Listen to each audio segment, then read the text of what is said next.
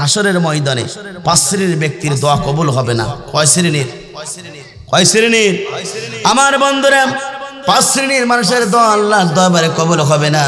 তার 1 নম্বর হলো ওই শ্রেণীর যারা এই দুনিয়াতে হিংসুক হবে, যারা হিংসা করবে, পরের কল্যাণ যারা সহ্য করতে পারবে না, এইভাবে যারা হিংসা লিপ্ত হয়ে যাবে, আমার বন্ধুরা আল্লাহ পাক বলেন তাদের দোয়া কবুল হবে না। কথা বলুন ঠিক না বেঠিক?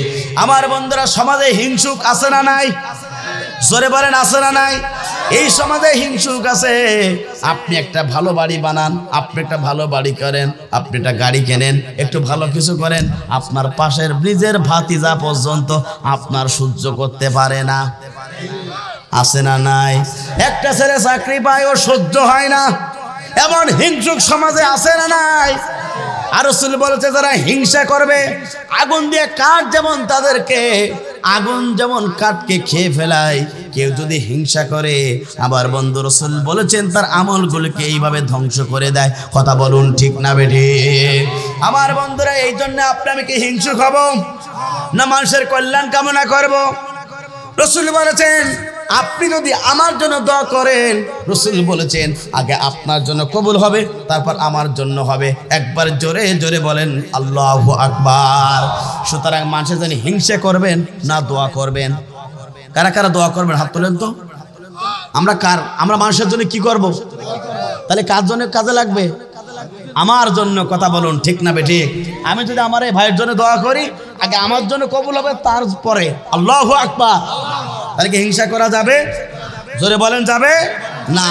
দ্বিতীয় নম্বর হচ্ছে যারা এই দুনিয়াতে শিরিক করবে, আল্লাহ রাসূল বলেছেন তাদেরকে ক্ষমা করবেন না। তিনি কে? তিনি কে? সবচেয়ে বড় শিরিক হলো জমিনে আল্লাহর আইন বাদ দিয়ে মানুষের তৈরি করা আইনের গ্রন্থের উপরে জীবন আনা। আল্লাহর জীবন ব্যবস্থা বাদ দিয়ে মানুষ রচিত আইন, মানব রচিত আইনের উপর যারা বিশ্বাস স্থাপন করবে, তারা আল্লাহর সাথে আইন ব্যবস্থা শিরিক করলো। আর যারা করলো শিরিক, আল্লাহ পাক বলে তার ঈমান থাকবে না, মৃত্যুর পরে জাহান্নাম। সুতরাং শিরিক করা যাবে? আল্লাহ পাক বলছেন লা তুশরিক বিল্লাহ ইয়া বুনাইয়া, হে আমার বৎস। লুকমান আলাইহিস সালাতু ওয়াস সালাম বলেছিলেন খবরদার লা তুশরিক বিল্লাহ, তোমরা আল্লাহর সাথে শিরিক করবে না। কথা বলুন ঠিক না বেঠিক? আমার বন্ধুরা, শিরিক যারা করে তাদের দোয়া কবুল করবেন না। তিনি কে? তিনি কে? আমার বন্ধুরা, এখানে শেষ নয়। যারা সূরা মাইদার 71 নম্বর আয়াত আল্লাহ পাক বলছেন যারা শিরিক করবে তাদের জন্য জাহান্নাম ওয়াজিব, জান্নাত হারাম। অথচ আমরা জান্নাত প্রত্যাশী, ঠিক না বেঠিক? আল্লাহ পাক বলে যারা শিরিক করবে জাহান্নাম ওয়াজিব হবে, জান্নাত হারাম হবে।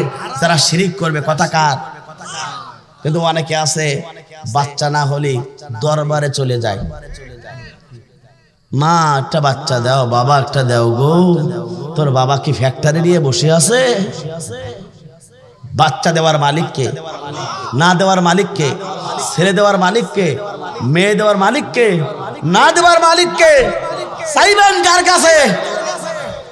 দরবারে গিয়ে চাওয়া যাবে?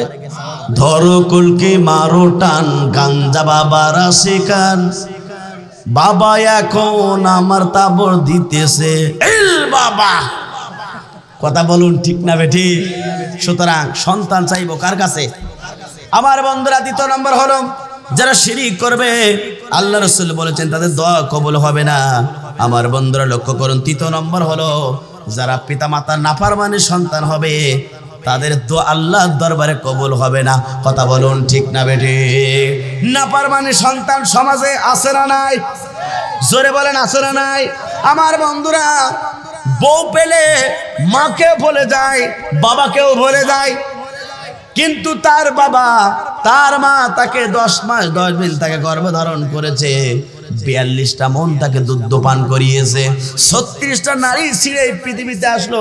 এই প্রচন্ড শীতের ভিতরে সন্তান প্রসব করেছে, ডাইন কাঁধে প্রসব করেছে, মা আমার বাম কাঁধে রেখেছে, বাম কাঁধে প্রসব করেছে, মা আপনার বুকের উপরে রেখেছে, বুকের উপরে প্রসব করে দিয়েছে, মা আমার উত্তম জায়গায় রেখেছে।